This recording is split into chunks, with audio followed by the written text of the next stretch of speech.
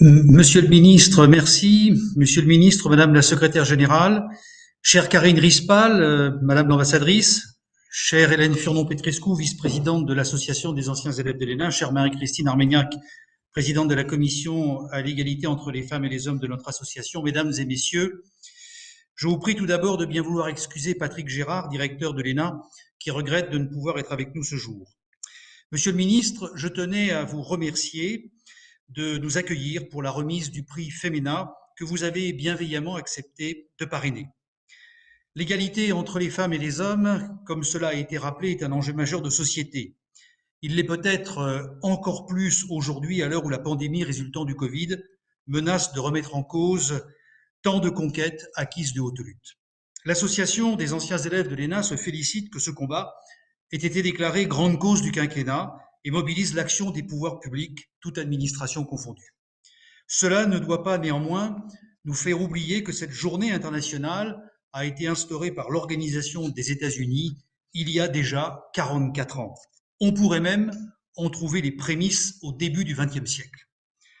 Pour ancien qu'il soit, ce combat n'a pas perdu de son acuité et demeure le témoin d'une vision progressiste de la société à un moment où la notion de progrès semble battue en brèche par des esprits sceptiques de plus en plus nombreux.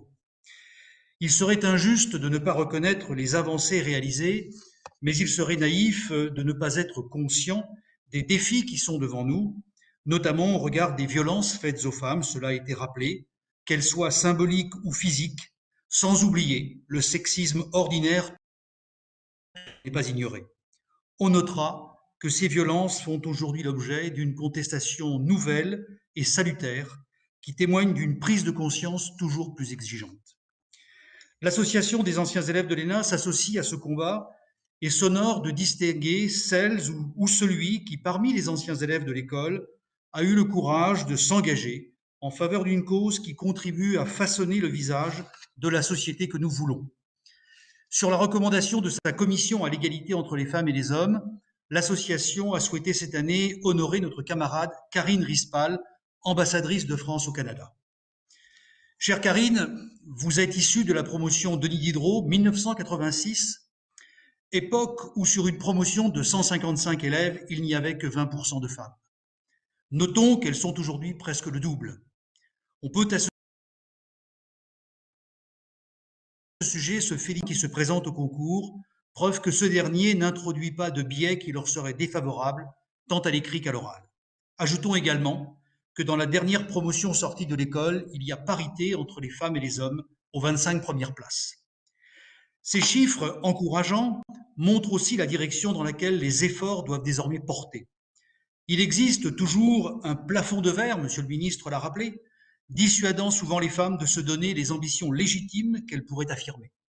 Celles-ci sont encore trop peu nombreuses à oser s'affranchir des assignations diverses qui pèsent sur elles.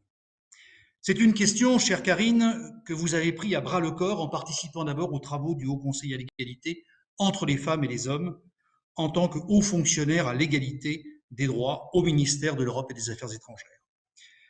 Il est vrai que l'État doit, dans ce domaine comme dans d'autres, éclairer la société et savoir être à l'avant-garde de mutations sociales qui œuvrent plus sourdement. C'est un engagement que vous prolongez dans vos fonctions d'ambassadrice au Canada, en agissant au quotidien. Vous vous présentez d'ailleurs comme une adepte de la politique des petits pas, formule de diplomate s'il en est, si vous me permettez ce clin d'œil, mais cette affirmation renvoie à l'idée aussi, ce sont vos propres termes, que vous seriez une féministe sans le savoir, ce qui est une façon de donner la priorité aux réalisations concrètes aux dépens de l'emphase idéologique trop souvent inefficace. Si le monde professionnel demeure encore trop souvent un monde sans pitié pour les femmes, votre volonté dans les responsabilités qui sont les vôtres de les faire accéder à des postes de décision est l'assurance de succès durable. Vous n'hésitez pas non plus à militer contre les stéréotypes de genre et le fait que vous soyez la première femme nommée ambassadrice en Amérique du Nord pour notre pays, comme cela vient d'être rappelé, est un parfait démenti qu'il y aurait dans le monde diplomatique des pays faits pour les femmes et d'autres faits pour les hommes. Vous aimez enfin dire que dès le départ, vous vouliez être diplomate et que vous y êtes parvenu sans renoncer à rien. Bel exemple du triomphe de la volonté, une volonté éclairée, dans un ministère qui fait de vous l'incarnation d'une diplomatie féministe. La formule est belle, mais une volonté soucieuse d'œuvrer une bonne fois pour toutes au dépassement des oppositions ancestrales et stériles entre les genres. Telles sont, chère Karine, les raisons pour lesquelles, sans avoir la prétention d'être exhaustif, je suis heureux de vous remettre, au nom de l'Association des anciens élèves de l'ENA et sous le parrainage de Monsieur le ministre, ce prix qui salue votre engagement au service de l'égalité entre les femmes et les hommes et qui fait honneur à l'école qui continue par-delà le temps de nous réunir. Je vous félicite. Voilà le prix.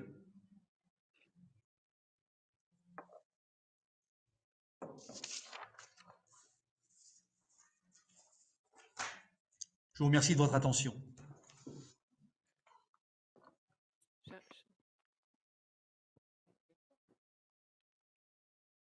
Merci. Karine Rispal, vous avez la parole. Merci beaucoup, Monsieur le Ministre, Monsieur le Président de l'Association des anciens élèves de l'ENA, chers collègues, chers amis. C'est avec beaucoup de joie et de gratitude que je reçois aujourd'hui ce prix Femmes ENA 2021 qui récompense certes mon engagement pour la parité, mais à travers moi, l'action du ministère tout entier, votre engagement, Monsieur le Ministre, et l'engagement de toutes vos équipes. À 16 ans, parce que je voulais préparer un bac scientifique, j'ai dû changer d'école. Je suis passée d'une école de filles à une école de garçons. Nous étions 5 filles pour 30 garçons. À la sortie de cette école, on m'a conseillé de faire un BTS, conseil que je n'ai pas suivi. Quelques années plus tard, je suis rentrée à l'ENA et puis à la sortie de l'ENA, j'ai choisi le Quai d'Orsay. J'étais la seule femme de ma promotion à choisir le Quai d'Orsay. Et pire, aucune femme dans la promotion d'avant ni dans la promotion d'après n'avait fait ce choix. Autant dire que la parité n'était ni la priorité du moment, ni même un objectif que l'on pouvait rêver d'atteindre. Alors heureusement, les choses ont changé au fil des années. Et pour ma part, j'ai été 2 fois en position peut-être de faire un tout petit peu changer les lignes. Au sein de 2 structures différentes, j'ai été directrice du développement durable d'une grande entreprise du CAC 40 dans l'industrie, donc composée à 90% d'ingénieurs et d'hommes, et comme haute fonctionnaire à l'égalité pour le ministère des Affaires étrangères. Et ces 2 expériences m'ont appris que pour réellement progresser vers la voie de la mixité, il fallait plusieurs choses. Il fallait d'abord une volonté politique très forte, au plus haut niveau, que l'on soit CEO ou ministre. Sans cette volonté très forte, on n'y arrive pas. Et merci, Monsieur le Ministre, pour votre engagement, c'est essentiel. Mais la bonne volonté, elle ne suffit pas. Pour avancer, je suis persuadée qu'il faut un cadre législatif, qu'il faut des outils, une feuille de route, des quotas, il faut des cibles chiffrées, il faut mesurer, il faut rendre compte. Et c'est une discussion que j'ai souvent avec mes amis canadiens qui sont contre les quotas et qui pensent que seule la bonne volonté suffit. Ça ne suffit pas. Troisièmement, il faut que les femmes s'organisent, il faut que les femmes se constituent en réseau, il faut qu'elles soient vocales. Je remercie et je salue Femmes et Diplomatie, qui a été une des premières associations de femmes. Il faut que nous soyons vocales et je vois que dans l'administration, en général, il y a beaucoup d'associations qui se sont créées et c'est très bien. Enfin, ma dernière conviction, c'est que la mixité, c'est une co-construction, c'est-à-dire qu'elle peut se faire qu'avec les hommes et qu'avec les femmes. D'abord parce qu'il faut expliquer, éduquer nos fils, nos partenaires, nos collègues. C'est ce que nous faisons en luttant contre les stéréotypes, en ayant cette politique de zéro tolérance. Mais parce que surtout, il faut construire ensemble les règles, ce qui implique de nommer des femmes à des postes de responsabilité et de décision pour pouvoir construire ces règles ensemble. Et parce que c'est ensemble que nous trouverons des solutions, notamment en ce qui concerne l'égalité homme-femme. Au Canada, je suis en effet la première femme ambassadrice. Je crois qu'on peut dire que je suis devenue une ambassadrice militante. Et mon premier geste, quand je suis arrivée au Canada, dans la résidence, il y a un panneau avec des portraits d'hommes, un peu comme vous avez, Monsieur Keller, derrière vous. Et il y avait tous mes prédécesseurs, ils étaient 27, donc certains illustres, puisqu'il y a le secrétaire général, j'en profite pour le saluer. Mais voilà, 27 portraits d'hommes, ça en dit long. Alors je me suis dépêchée d'afficher mon portrait, ça se fait pas, normalement on le fait quand on part. Mais je trouvais que euh, ce geste symbolique valait tous les discours. Et surtout, ça donnait une image beaucoup plus moderne de la diplomatie française. Ma deuxième action au Canada a été d'être membre du Haut Conseil, pardon, du Conseil consultatif à l'égalité hommes-femmes auprès du G7. Alors, ça a été une expérience formidable parce qu'il y avait des femmes formidables, dont le prix Nobel de la paix, Nadia Mourad.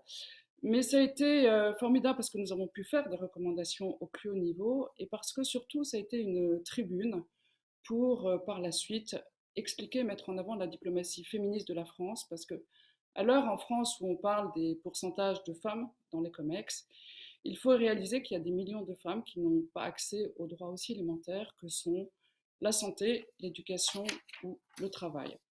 Enfin, j'ai essayé, en tant qu'ambassadrice, d'incarner ce leadership féminin, et on sait que trop souvent, les jeunes femmes n'arrivent pas à se projeter.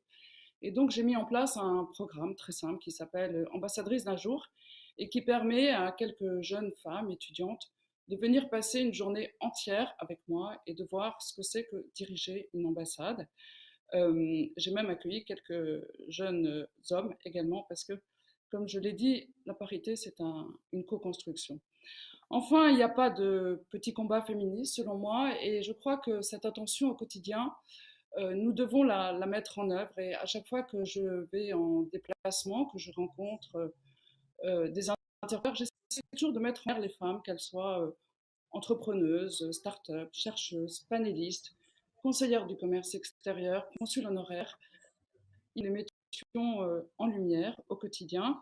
Et mes équipes le savent. À chaque fois qu'ils reviennent vers moi en me disant on a essayé de chercher une femme, on n'a pas trouvé, je leur dis cherchez mieux. En conclusion, Monsieur le ministre et Monsieur Keller, vous l'aurez compris, pour moi, l'engagement pour la mixité, ce n'est pas un acte de charité, ce n'est pas un acte de réparation, ce n'est pas un acte de rétorsion, mais c'est la conviction profonde que la mixité est un levier de performance, d'innovation, d'efficacité et d'équilibre personnel. On sait que quand des femmes sont assises à une table de négociation pour des accords de paix, que la paix dure plus longtemps. Cette année, comme vous l'avez rappelé, ce sont donc 4 femmes qui ont choisi le Quai d'Orsay à la sortie de l'ENA. Et donc, je constate les progrès. Ce qui ne veut pas dire que nous sommes arrivés là où nous devrions être. Le chemin est encore long. Monsieur le ministre, Monsieur Keller, nous comptons sur vous, encore et toujours, et soyez en retour assurés que nous restons plus que jamais mobilisés. Merci beaucoup. Merci beaucoup. Bonne continuation à vous, bonne route à vous. Merci beaucoup. Très bonne journée. Merci. Merci.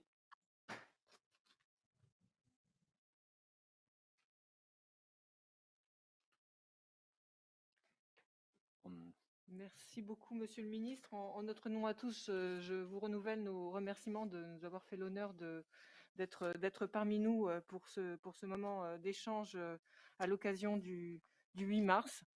Et sur ce beau symbole de la reconnaissance à l'action en faveur de l'égalité de Karen Rispal, nous allons conclure cet échange.